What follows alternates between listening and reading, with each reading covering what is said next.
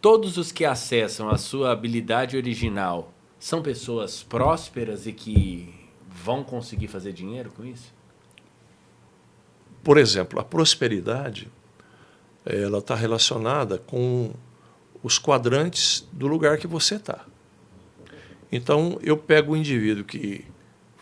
Não vou citar nomes nem lugares para não ficar parecendo que eu estou excluindo um e incluindo o outro, como privilégio ou desmérito. Perfeito. Né?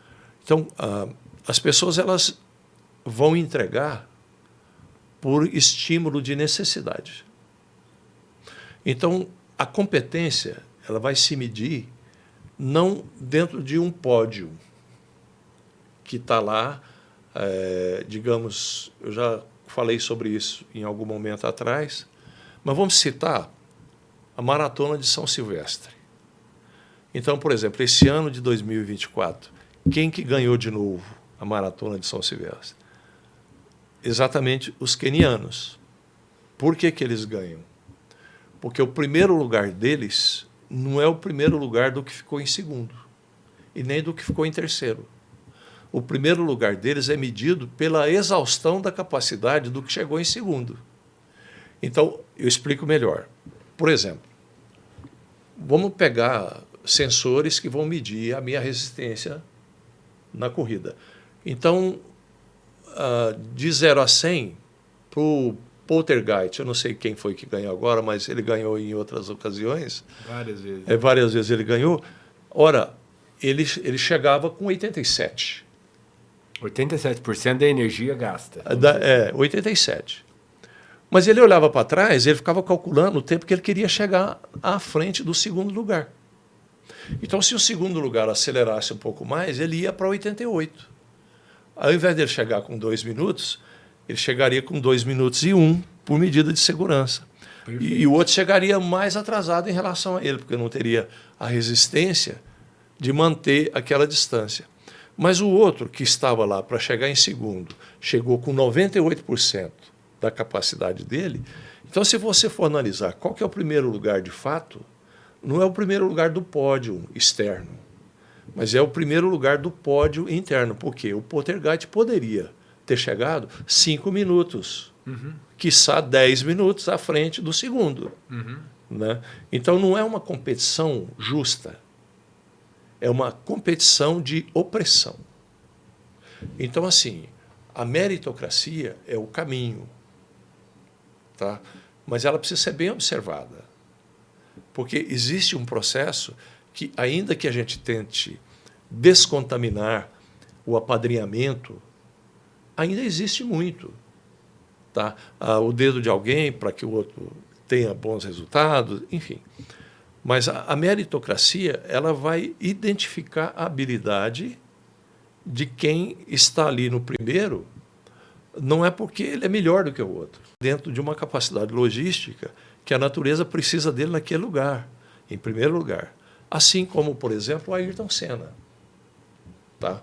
O que acontecia com o Ayrton Senna? Ele tinha uma visão de que o segundo lugar era o primeiro perdedor, porque ele era obcecado em vencer. Tá? Ele era talentoso? Super talentoso.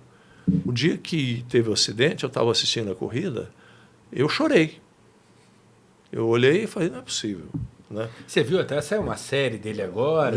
Assisti a série. O que você achou? Eu achei muito boa.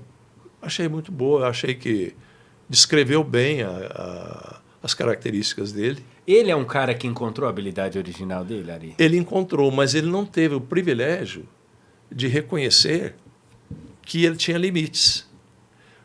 Porque ele estava dentro da intuição dele, sabendo que não era dia dele correr.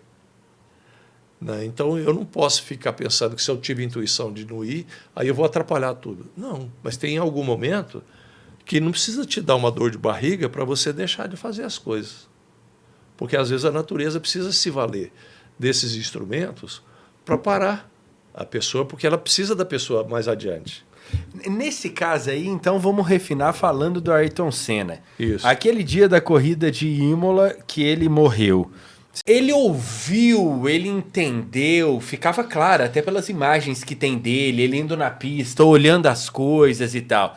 A intuição estava falando, mas às vezes essa intuição ela é uma vozinha que vem, é Deus que vai chegar na cabeça da pessoa e falar. Você acha que ele, pelo que você viu da história e tudo, ele ouviu a intuição mesmo? Ele entendeu a mensagem e não quis seguir? Como que é isso, né? Eu e penso, para o ser humano comum também. Naquele momento, eu penso que ele ficou bem sintomático a característica dele ir além do limite.